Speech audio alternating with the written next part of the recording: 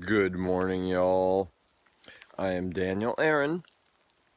These are the first words I have spoken today, so pardon me if my mouth is slow, and it's quite cold and rainy out here.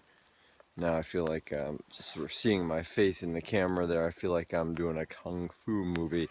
And I am here today to tell you about the art of vibrant living. Signs, signs, everywhere signs. Show me a sign, Lord, and I'll be willing. And I know what I would like to share with you. I know what I will share with you this morning. At least I know a part of it. I came here to share with you about sun gazing, which I will soon. However, today is a astrological moment of change, more so for some of us than others. And as you can see, I'm in the forest. The sun is not visible this morning. And so my message to you this morning is, how do you create the confidence to go with life, to go with the life force when it is directing you to something new?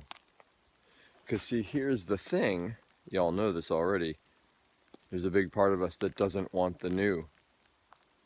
As I walked and moved this morning, and I allowed myself to move to where there was life, it took me to the road, it took me toward the veiled sun, it took me to the river, it took me across the field, and the light and the life force drew me here to this forest, this piney forest that is the piney forest symbolic of my own childhood. I am a boy of the pine. Part of why I'm telling you all this right now is these are times of great change. Personally, I am also in times of great change. Guess what? We are one. We are connected. I am part of you, and perhaps my greatest value to you in some ways, I am tuned into the collective, the divine, and I am a voice for it. I am not it, you are it. I am it, and you are it. We are it. Will you all do that with me? Take a breath.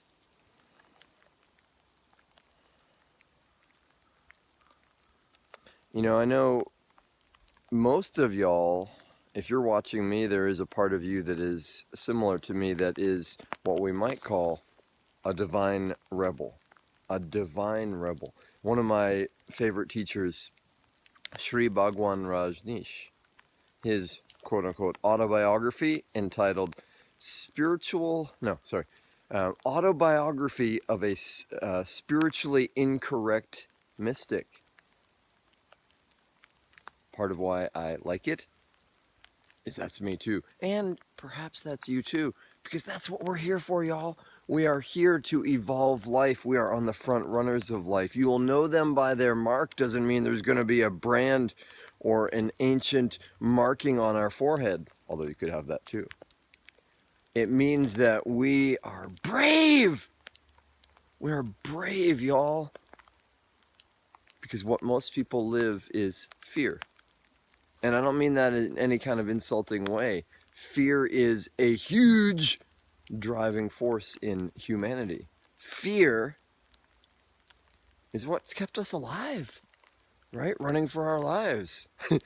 I like, as soon as I say the word fear, I wonder, like, hey, when you come to think of it, I'm in a piney forest here, sort of out in the middle of nowhere. And I can look behind me in the camera screen, and maybe I'll see a bear coming up upon me.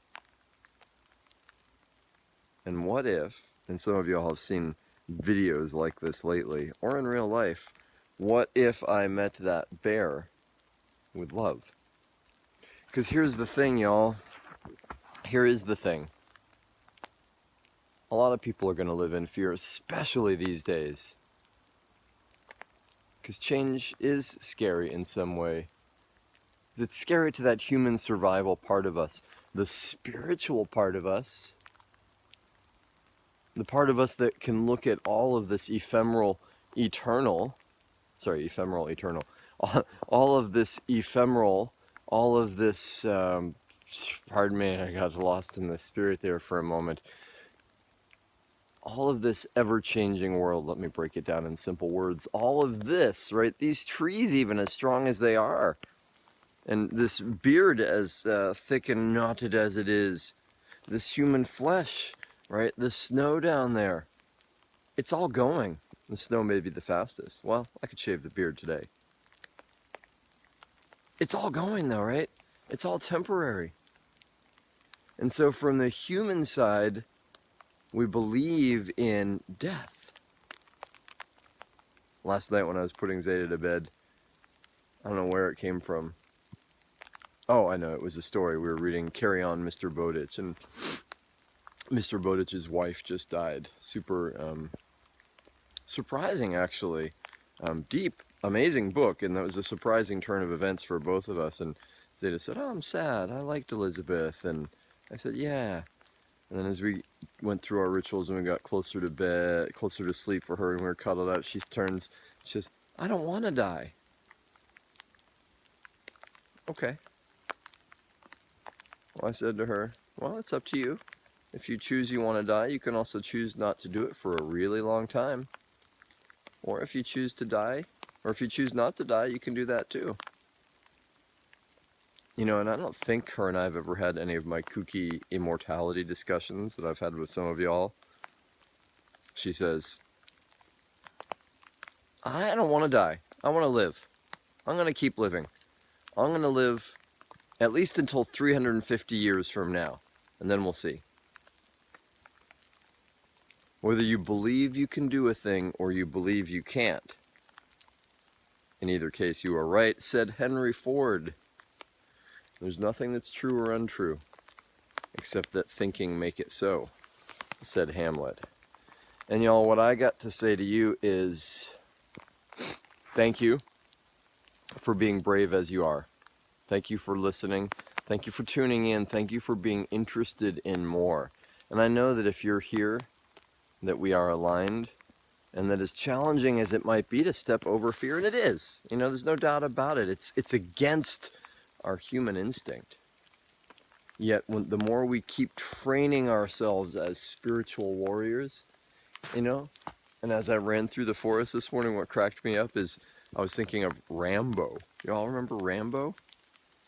Right. Spiritual warrior? Mercenary?